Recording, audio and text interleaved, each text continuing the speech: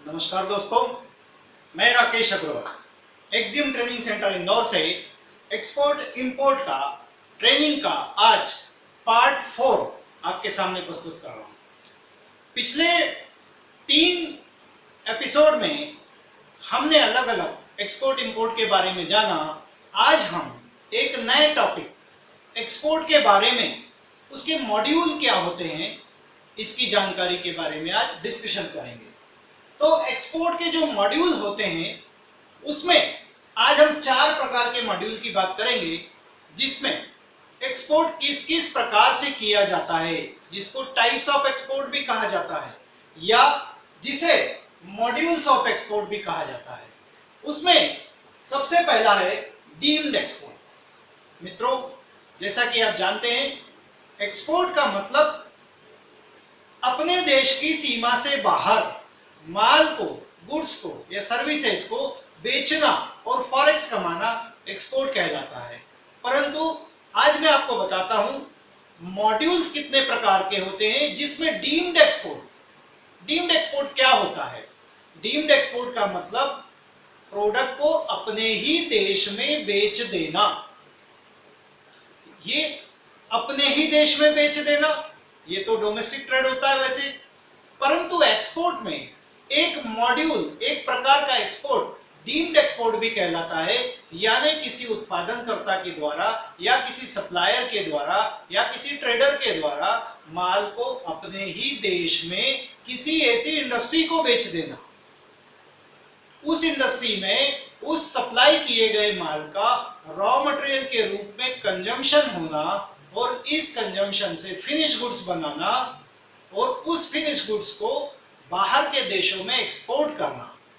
यदि इस प्रक्रिया में कोई लोकल मैन्युफैक्चरर, ट्रेडर या सप्लायर अपने माल को किसी ऐसी एक्सपोर्ट ओरिएंटेड यूनिट को माल सप्लाई करता है तो उसे डीम्ड एक्सपोर्ट कहा जाता है। डीम्ड का मतलब वहीं के वहीं बेच देना, उसी देश में, उसी सीमा के अंदर बेच देना। आज हमारे देश में कई ऐसी इंडस्ट्रीज हैं जो प्रोडक्ट तो बनाती है और उस प्रोडक्ट को, उस फिनिश गुड्स को दुनिया के दूसरे देशों को एक्सपोर्ट करती है। पर मित्रों, एक बात आप ध्यान में रखें, हर एक कंपनी को फिनिश गुड्स बनाने के लिए रॉ मटेरियल की जरूरत होती है। एग्जांपल के लिए, एक ट्रक बनाने वाली कंपनी, आप एक कल्पना कीजिए, एक ट्रक बनाने वाली कंपनी को अगर एक ट्रक का ऑर्डर मिलता है कि एक ट्रक को बनाना और उस ट्रक का एक वॉल्यूमेट्रिक मात्रा एक्सपोर्ट करना, यानी ट्रक को बनाना और ट्रक को बनाकर एक्सपोर्ट करना, तो ट्रक को बनाने के लिए कई प्रकार के मटेरियल की आवश्यकता होती है। जैसे ट्रक में टायर लगते हैं, ट्रक की बॉडी होती है, चेसिस होती है, स्टीयरिंग होती है, इलेक्ट्रिकल फिटिंग्स होती है, सीट्स होती है, रिम्स होती है। कई प्रकार की चीजों से मिलकर स्क्रू, नट, बोल्ट, तमाम प्रकार की वस्तुओं का संग्रहण करके ट्रक का निर्माण किया जाता है। तो इन वस्तुओं का, जो ट्रक के निर्माण में उपयोगी होती हैं, इन वस्तुओं का सप्लाई यदि कोई बनाने वाली कंपनी इस ट्रक बनाने वाली कंपनी को बेचती है और वो ट्रक बनाने वाली कंपनी उन प्रोडक्ट का, उन मटेरियल का एज ए रॉ मटेरियल उपयोग करके ट्रक फिनिश गुड्स बनाकर उस ट्रक को एक्सपोर्ट करती है, तो उस सप्लायर को, जिसने रॉ मटेरियल सप्लाई किया है, हालांकि उसने डोमेस्टिक में किसी कंपनी को सप्लाई किया है, परंतु फिर भी उसे डीम्ड एक्सपोर्टर के दर्जे को, वो व्यापार उस दर्जे को प्राप्त करेगा और ये एक्सपोर्ट भी डीम्ड एक्सपोर्ट कहा जाएगा। गारमेंट बनाने वाली कंपनी हो तो गारमेंट बनाने वाली कंपनी को कपड़ा रॉ मटेरियल में लगता है, बटन्स लगती हैं, धागे लगते हैं और कई प्रकार की चीजें, तब कहीं जाकर कोई शर्ट, जीन्स या कोई गारमेंट बनाया जाता है। इस गारमेंट बनाने वाली कंपनी को अगर विदेश से एक्सपोर्ट करने के लिए कोई ऑर्डर मिलता है कि विदेश में गारमेंट एक्सपोर्ट करना है, कुर्ते पजामे एक्सपोर्ट करना है, jeans, T shirt, shirt export करना है, तो इस कंपनी को रॉ मटेरियल परचेज करना पड़ेगा, कपड़ा खरीदना पड़ेगा, धागा खरीदना पड़ेगा, बटन्स खरीदने पड़ेंगे, हुक्स खरीदना पड़ेंगे और भी कई प्रकार की चीजें, अस्तर खरीदना पड़ेगा। क्योंकि इन सब मटेरियल से ही कोई फिनिश गुड्स बनाया जाएगा। तो इस गारमेंट बनाने वाली कंपनी को अगर कोई कपड़ा मैन्युफैक्चरर कंपनी या सप्लायर कपड़ा सप्लाई करता है, बटन सप्लाई करता है, धागा सप्लाई करता है, तो ये धागा, ये बटन, ये कपड़ा, इससे जो गारमेंट तैयार होगा, जो कपड़े तैयार होंगे, उन्हें एक्सपोर्ट किया जाता है, तो ये माना जाता है कि धागा बनाने वाली कंपनी का धागा भी अपने आप एक्सपोर्ट हो गया, कपड़ा बनाने वाली कंपनी का कपड़ा भी अपने आप एक्सपोर्ट हो गया, बटन बनाने वाली कंपनी का बटन भी एक्सपोर्ट हो गया। यानी इस प्रकार की एक्सपोर्ट ओरिएंटेड यूनिट्स जो अपने प्रोडक्ट को एक्सपोर्ट करती हैं, अगर उन्हें कोई रॉ मटेरियल सप्लाई करता है तो वो डीम्ड एक्सपोर्ट की श्रेणी में आता है। दूसरा होता है री एक्सपोर्ट। आज दुनिया में अनेक प्रोडक्ट को एक देश से दूसरे देश में भेजा जाता है। कई ऐसे मीडिएटर, एक्सपोर्टर काम करते हैं, जैसा कि अपन ने देखा कि फॉरेन ट्रेड में भी मैन्युफैक्चरर और ट्रेडर दोनों ही प्रकार के एक्सपोर्टर होते हैं। तो कई देशों में या हमारे देश में कुछ लोग दुनिया के दूसरे देश से प्रोडक्ट को इंपोर्ट करते हैं और उस प्रोडक्ट को किसी तीसरे देश में एक्सपोर्ट कर देते हैं। यानी प्रोडक्ट को पहले इंपोर्ट करना और फिर उसको एक्सपोर्ट करना री एक्सपोर्ट कहलाता है। री एक्सपोर्ट आज के युग में बहुत ही पॉपुलर मॉड्यूल है। एक्सपोर्ट की मार्केटिंग में काम करने वाले ऐसे कई एक्सपोर्टर जिनकी कोई इंडस्ट्री नहीं है, सिर्फ एक ऑफिस है, पर वो बिजनेस करते हैं एक्सपोर्ट का। वो एक कंट्री से प्रोडक्ट को इंपोर्ट करते हैं और दूसरी कंट्री को, तीसरी कंट्री को प्रोडक्ट का एक्सपोर्ट कर देते हैं। दैट इज कॉल्ड री एक्सपोर्ट। री एक्सपोर्ट भी आज की तारीख में बड़ा ही पॉपुलर और बड़ा ही बेनिफिशियल मॉड्यूल है। तीसरा होता है काउंटर ट्रेड। दुनिया के अनेक देशों में आपस में ट्रेड एग्रीमेंट्स होते हैं, फ्री ट्रेड एग्रीमेंट्स होते हैं, जिसके कारण ट्रेड ब्लॉक्स के अंतर्गत आने वाली कंट्रीज आपस में एक दूसरे देश की आवश्यकता को पूर्ति के लिए सरकारें एग्रीमेंट करती है।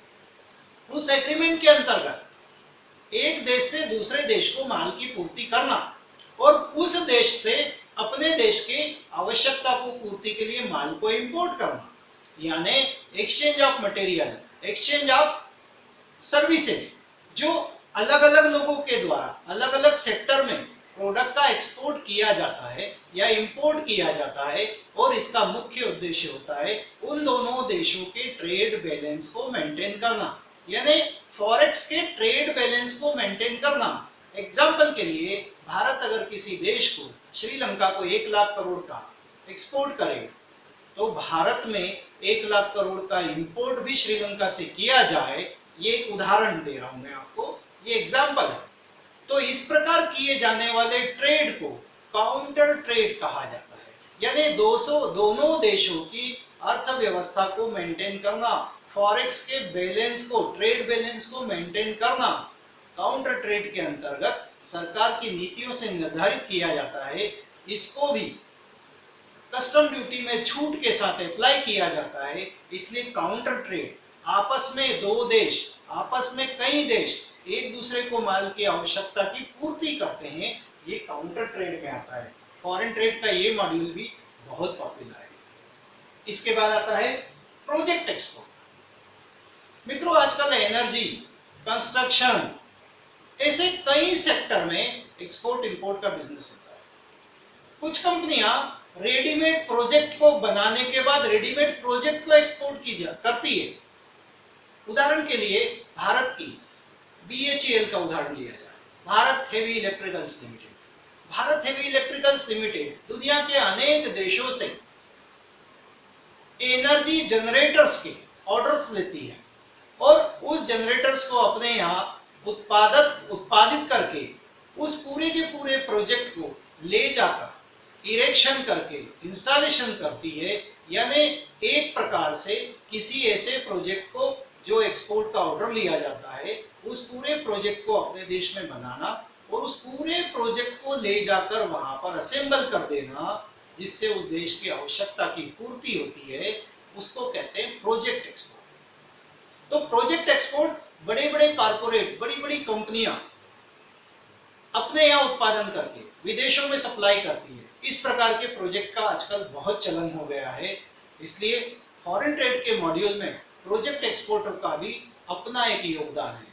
तो आज हमने देखा डीम्ड एक्सपोर्ट अपने ही देश में एक्सपोर्ट ओरिएंटेड यूनिट को रॉ मटेरियल के रूप में माल का सप्लाई करना डीम्ड एक्सपोर्ट कहलाता है, क्योंकि उस माल का उपयोग किसी ऐसे प्रोडक्ट को बनाने में उपयोग किया जाता है, उसके निर्माण में उपयोग किया जाता है, ताकि वो फिनिश गुड्स सीधा एक्सपोर्ट हो सके। यानी नीचे जो रॉ मटेरियल सप्लाई करने वाले ट्रेडर ने या मैन्युफैक्चरर ने इस एक्सपोर्ट ओरिएंटेड यूनिट को जो सप्लाई किया है, उसका भी माल ऑटोमेटिकली एक्सपोर्ट हो गया। ये डीम्ड एक्सपोर्ट। तो डीम्ड एक्सपोर्ट के बारे में हमने जाना, री एक्सपोर्ट के बारे में हमने जाना, काउंटर ट्रेड के बारे में हमने जाना और प्रोजेक्ट एक्सपोर्ट के बारे में जाना। आज ये 4 मॉड्यूल आपको हमने बताए। कल हम फिर 4 मॉड्यूल आपको बताएंगे कि एक्सपोर्ट मार्केटिंग में और कौन से मॉड्यूल का प्रयोग किया जाता है, और बड़े ही इंटरेस्टिंग बहुत ही मजेदार एक्सपोर्ट मार्केट से पैसा कमाने का आसान तरीका हम आपको आने वाले वीडियो में बताएंगे।